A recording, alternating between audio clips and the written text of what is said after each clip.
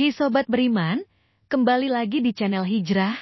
Gimana kabarnya hari ini? Saya doakan baik-baik saja, sehat selalu, dirahmati dan diridhoi oleh Allah. Amin. Seringkali kita berputus asa tatkala mendapatkan kesulitan atau cobaan. Padahal Allah telah memberi janji bahwa di balik kesulitan, pasti ada jalan keluar yang begitu dekat. Dalam surat Al-Nashr, Allah Ta'ala berfirman, فَإِنَّ مَعَ الْعُسْرِ يُسْرًا. karena sesungguhnya sesudah kesulitan itu ada kemudahan. An-Nasr 5, ayat ini pun diulang setelah itu. إِنَّ مَعَ الْعُسْرِ يُسْرًا. Sesungguhnya sesudah kesulitan itu ada kemudahan. An-Nasr 6. Mengenai ayat di atas, ada beberapa faedah yang bisa kita ambil. Pertama, di balik satu kesulitan, ada dua kemudahan. Kata Al-Usr, kesulitan, yang diulang dalam surat Al-Nashr hanyalah satu. Al-Usr dalam ayat pertama sebenarnya sama dengan Al-Usr dalam ayat berikutnya, karena keduanya menggunakan isim ma'rifah, seperti kata yang diawali alif lam. Sebagaimana kaidah dalam bahasa Arab, jika isim ma'rifah diulang, maka kata yang kedua sama dengan kata yang pertama, terserah apakah isim ma'rifah tersebut menggunakan alif lam jinsi ataukah alif lam ahdiyah. Intinya, Al-Usr, kesulitan, pada ayat pertama sama dengan Al-Usr, kesulitan, pada ayat kedua. Sedangkan kata yusro, kemudahan, dalam surat Al-Nashr itu ada dua. Yusro, kemudahan, pertama berbeda dengan yusro, kemudahan, kedua karena keduanya menggunakan isim nakiroh, seperti kata yang tidak diawali alif lam. Sebagaimana kaidah dalam bahasa Arab, secara umum, jika isim nakiroh itu diulang, maka kata yang kedua berbeda dengan kata yang pertama. Dengan demikian, kemudahan itu ada dua karena berulang. Satu, ini berarti ada satu kesulitan dan ada dua kemudahan. Dari sini, para ulama pun seringkali mengatakan, satu kesulitan tidak akan pernah mengalahkan dua kemudahan. Asal perkataan ini dari hadits yang lemah, namun maknanya benar, dua. Jadi, di balik satu kesulitan ada dua kemudahan. Mungkin sebagian orang yang belum pernah mempelajari bahasa Arab kurang paham dengan istilah di atas.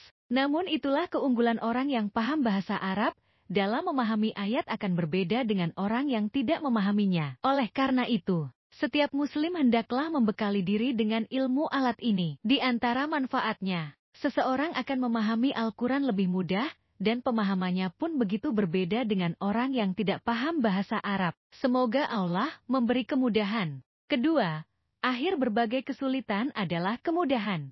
Syekh Abdurrahman bin Nasir Asadi mengatakan, kata Al-Usr, kesulitan, menggunakan alif lam dan menunjukkan umum, istighraq, yaitu segala macam kesulitan. Hal ini menunjukkan bahwa bagaimanapun sulitnya, akhir dari setiap kesulitan adalah kemudahan. Dari sini, kita dapat mengambil pelajaran. Badai pastilah berlalu, yaitu setelah ada kesulitan pasti ada jalan keluar. Ketiga, di balik kesulitan, ada kemudahan yang begitu dekat. Dalam ayat di atas, digunakan kata ma'ah, yang asalnya bermakna bersama. Artinya, kemudahan akan selalu menyertai kesulitan. Oleh karena itu, para ulama seringkali mendeskripsikan, seandainya kesulitan itu memasuki lubang binatang dop, yang berlika-liku dan sempit. Kemudahan akan turut serta memasuki lubang itu, dan akan mengeluarkan kesulitan tersebut. Padahal lubang binatang dop begitu sempit dan sulit untuk dilewati, karena berlika-liku. Namun kemudahan akan terus menemani kesulitan,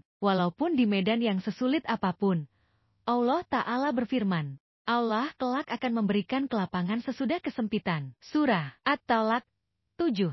Ibnul Jauzi, Asy Syaukani dan ahli tafsir lainnya mengatakan, setelah kesempitan dan kesulitan, akan ada kemudahan dan kelapangan. Ibnu Katsir mengatakan, janji Allah itu pasti dan tidak mungkin dia mengingkarinya. Nabi Shallallahu Alaihi Wasallam bersabda, bersama kesulitan, ada kemudahan. Oleh karena itu, masihkah ada keraguan dengan janji Allah dan Rasul-Nya ini? Rahasia mengapa di balik kesulitan, ada kemudahan yang begitu dekat. Ibnu Rajab telah mengisyaratkan hal ini. Beliau berkata, jika kesempitan itu semakin terasa sulit dan semakin berat, maka seorang hamba akan menjadi putus asa, Dan demikianlah keadaan makhluk yang tidak bisa keluar dari kesulitan. Akhirnya, ia pun menggantungkan hatinya pada Allah semata. Inilah hakikat tawakal padanya. Tawakal inilah yang menjadi sebab terbesar keluar dari kesempitan yang ada. Karena Allah sendiri telah berjanji akan mencukupi orang yang bertawakal padanya. Sebagaimana Allah Ta'ala berfirman, dan barang siapa yang bertawakal kepada Allah, niscaya Allah akan mencukupkan keperluannya. Surah At-Tolak 3. Inilah rahasia yang sebagian kita mungkin belum mengetahuinya. Jadi intinya, tawakallah yang menjadi sebab terbesar seseorang keluar dari kesulitan dan kesempitan. Ya Allah, jadikanlah kami termasuk golongan orang yang sabar dalam menghadapi setiap ketentuan-Mu. Jadikanlah kami sebagai hamba-Mu yang selalu bertawakal dan bergantung pada-Mu. Amin ya mujibah sa'ilin. Segala puji bagi Allah yang dengan nikmat-Nya segala kebaikan menjadi sempurna. Begitu nikmat setiap hari dapat menggali faedah dari sebuah ayat. Semoga hati ini tidak lalai dari mengingatnya.